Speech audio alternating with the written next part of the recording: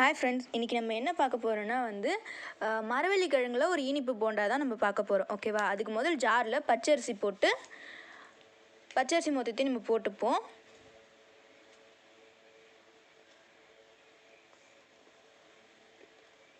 பச்சரிசி போட்டாச்சா? அடுத்து என்ன பண்ணணுன்னா மரவள்ளி கிழங்கை போட்டுக்கலாம். மரவள்ளி கிழங்கு எங்கள் அம்மா நல்லா சீவி வச்சுருக்காங்க. நீங்கள் துருவி கூட போட்டுக்கலாம். நடுவில் நரம்புன்னு ஒன்று இருக்கும். அந்த நரம்பை எடுத்துட்டு நீங்கள் நல்லா துருவிக்கிட்டால் சாஃப்டாகிடும். அதை நீங்கள் போட்டுக்கலாம். அப்புறம் ஏலக்காய் ஒரு 5-6 ஏலக்காய் ஸ்மெல் இருந்தால் நல்லாயிருக்கும். நெக்ஸ்ட்டு மிக்ஸி ஜாரை போட்டு நல்லா அரைச்சி எடுத்துக்கலாம்.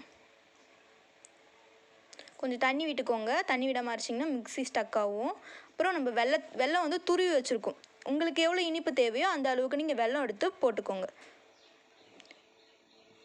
நான் இது 1 கிலோ கிழங்கு. அந்த 1 கிலோ கிழங்குக்கு தான் நான் இனிப்பு போட்டிருக்கேன். இப்போ போட்டு நல்லா மிக்ஸி ஜாரில் அரைச்சி எடுத்துக்கலாம். இந்த மாதிரி கலரும் டெக்ஸ்சரும் வரும். நீங்கள் லூஸாக இருக்கணும், லூஸாக எடுத்துக்கோங்க. டைட்டாக வேணும், டைட்டாகவும் எடுத்துக்கலாம். ஓகேவா? இப்போ ஒரு கிண்ணத்தில் மாற்றிக்கலாமா? மாற்றிக்கிட்டு ஃபுல்லாகவே நம்ம வடித்து போட்டுக்கலாம். கடாய் வச்சு அதில் நம்ம எண்ணெய் ஊற்றி வச்சுக்கலாம். கடாய் காஞ்சோடனே எண்ணெய் ஊற்றிக்கலாம். எண்ணெய் காயட்டும். அதுவரை நம்ம மாவை மிக்ஸ் பண்ணுவோம். இந்த மாதிரி ஸ்ட்ரக்சருக்கு வந்த உடனேமே நீங்கள் மாவை கொஞ்ச நேரம் மூடி வைங்க. அது ஒரு ஸ்ட்ரக்சராக ஆகட்டும். வெயிட் பண்ணுங்கள். எண்ணெய் காஞ்சிடுச்சு. நல்ல வெளில மழை பெய்யுது. சூடாக சாப்பிட்லாம்.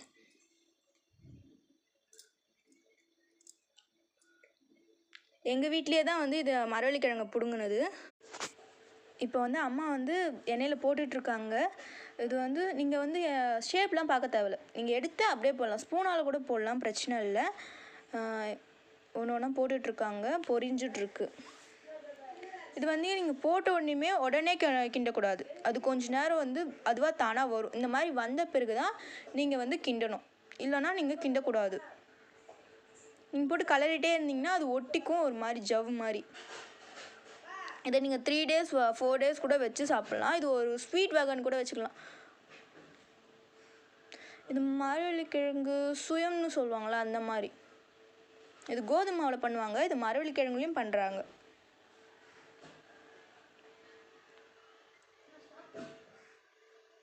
நல்ல ப்ரௌன் ஆகிடுச்சு. கலர் பார்த்தீங்களா, செம்மையாக இருக்குல்ல? இப்போ எடுத்துடலாம்.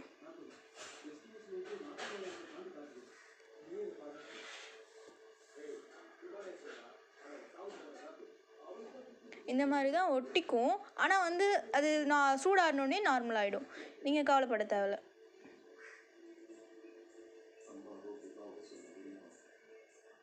டேஸ்ட் பண்ணி பார்க்கலாமா? செம்மையாக இருக்குங்க. ஆனால் ரொம்ப சூடாக இருக்குது. இப்போ அடுத்த ஷிஃப்ட்டு போட்டிருக்காங்க. இருக்கிற எல்லா மாவையுமே பொரிச்சு எடுத்துக்கலாம். இந்த மாதிரி நல்ல கலர் டெக்ஸ்சர் வந்த உடனே தான் நீங்கள் எடுக்கணும். நீங்கள் ஷேப் ஏன் இப்படி இருக்குது அப்படின்னு நினச்சிங்கன்னா, அது ஷேப்லாம் நமக்கு பிரச்சனை இல்லை. நான் போண்டான்னு சொன்னேன்னு சொல்லுவீங்க. ஆனால் இது போண்டாலாம் இல்லை. இது ஒரு சுயம்னு சொல்லுவாங்க. நம்ம எண்ணெயில் மாவு எடுத்து விடுவாங்கள்ல, சுயம், அந்த மாதிரி. ஃபுல்லாகவே காலி ஆகிடுச்சு. மொதல் ஷிஃப்ட்டு பொரிச்சது. இப்போ 2வது ஷிஃப்ட்டு பொரிச்சு போட்டிருக்காங்க. மறக்காமல் சப்ஸ்கிரைப் பண்ணிடுங்க. லைக் பண்ணுங்கள், ஷேர் பண்ணுங்கள், கமெண்ட் பண்ணுங்கள். ஃபுல்லாமே பொரிச்சாச்சு. தேங்க்யூ ஃபார் வாட்சிங்.